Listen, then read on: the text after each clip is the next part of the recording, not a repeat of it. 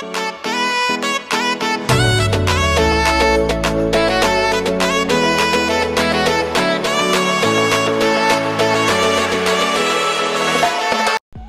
up, right people? So this time tuturuan ko kayo paano magparehistro ng motor after pandemic. Dito yan sa may Pasay, okay? So kapag ikaw ay nagparehistro, of course kailangan mo muna ng insurance. Yun ang pinaka-importante, insurance ng motor. So marami dyan sa labas.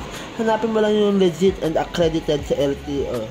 Tapos pupunta ka na ngayon sa immersion. So sa immersion pwedeng manual, and pwede rin ito, hindi ko alam kung anong tawag dito, pero mas mabilis na proseso to kaysa sa manual.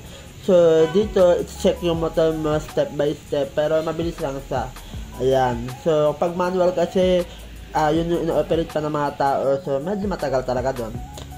So ayan na nga, as you can see, ito sinecheck na yung mga vehicles, iba-iba dito, hindi lang motor, pati mga tricycle and mga van. So dito na lahat.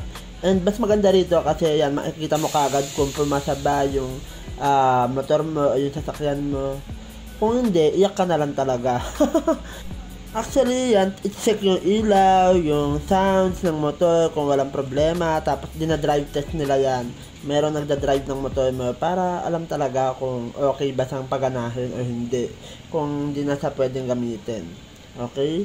So, kung pumasok ka dyan, of course, magbabayad ka na sa cashier, okay? So, iba yung bayad sa insurance, iba yung bayad sa cashier sa immersion. Tapos, pupunta ka na ngayon sa LTO para kunin yung lisensya ng motor mo.